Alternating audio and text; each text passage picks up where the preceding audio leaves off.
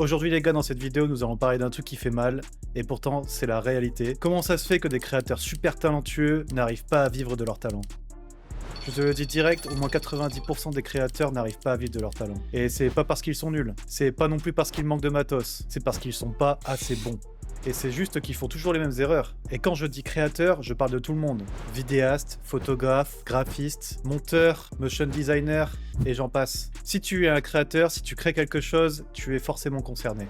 Dans cette vidéo, nous allons voir les 5 erreurs que je vois le plus souvent. Et je te préviens, la dernière, c'est celle que presque tout le monde fait, même les bons. Donc reste bien jusqu'à la fin. Si tu ne me connais pas, moi c'est Tom, je bosse dans la vidéo créative, j'ai eu la chance de travailler avec des clients renommés, et aujourd'hui j'arrive à vivre confortablement de ma passion. Et tout ce que je vais te dire là, je te jure, c'est pas de la théorie. Je l'ai vécu, je l'ai fait, et je le vois encore tous les jours.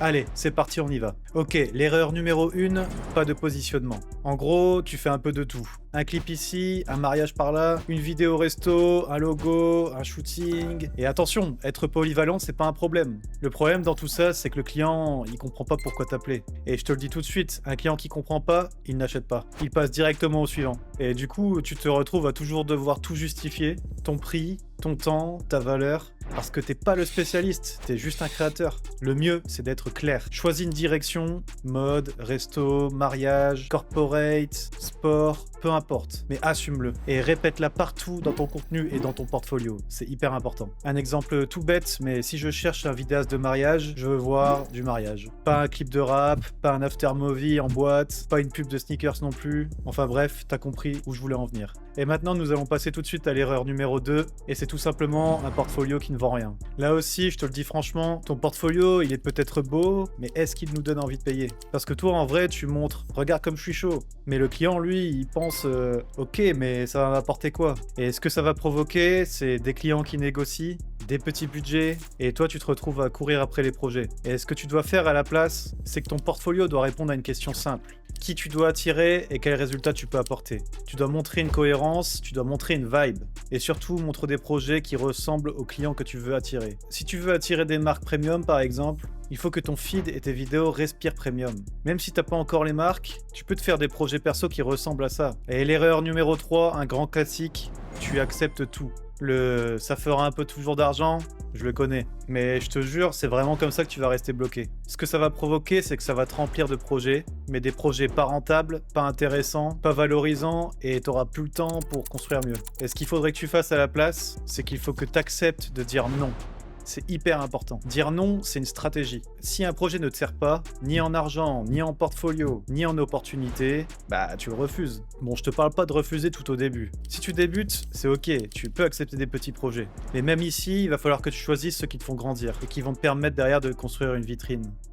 Erreur numéro 4, penser technique au lieu de penser business. Tu penses que la technique va te sauver? Nouvelle caméra, nouveau micro, nouvelle LUT, nouveau plugin. Je vais te le dire tout de suite, c'est pas du tout ce qui va te ramener des clients. Ce que ça va provoquer, c'est que tu vas devenir très bon techniquement, mais tu vas rester invisible, mal payé, et tu vas pas comprendre pourquoi. Et ce qu'il va falloir que tu fasses à la place, et ce qui va changer ta carrière, c'est comment tu vas te présenter, comment tu te vends, comment tu vas structurer ton offre, comment tu vas parler à un client.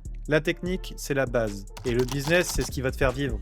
Par exemple, tu peux être le meilleur monteur du monde, si personne ne sait que tu existes, ça changera rien. Ok, maintenant passons à l'erreur numéro 5, la toute dernière, qui, selon moi, est l'une des plus importantes et celle que je vois le plus couramment malheureusement, c'est que tu restes invisible. Tu travailles, tu progresses, tu fais des efforts, mais tu ne montres rien. Ou tu postes une fois tous les 3 mois, ou tu vas poster sans intention. Et ce que ça va provoquer, et là il faut pas être surpris, les opportunités ne viennent pas, parce que tout simplement personne ne pense à toi. Et ce qu'il faudrait que tu fasses à la place, c'est te montrer. Tu montres ton travail, ton process, tes avant-après, tes choix créatifs, tes coulisses. Mais attention, pas pour faire beau, mais pour que les gens comprennent ton niveau et aient confiance. Et même si t'as pas beaucoup de clients, tu peux montrer tes projets perso par exemple, montre des tests, montre aussi comment tu réfléchis. La visibilité, ça se construit. Mais au final, tout se résume à un truc, la clarté. clair sur ce que tu fais, clair sur pour qui tu le fais et clair sur ce que ça apporte. Je te promets que quand t'es clair, les clients hésitent moins. Bref, j'espère que cette vidéo t'aura aidé et t'aura éclairci.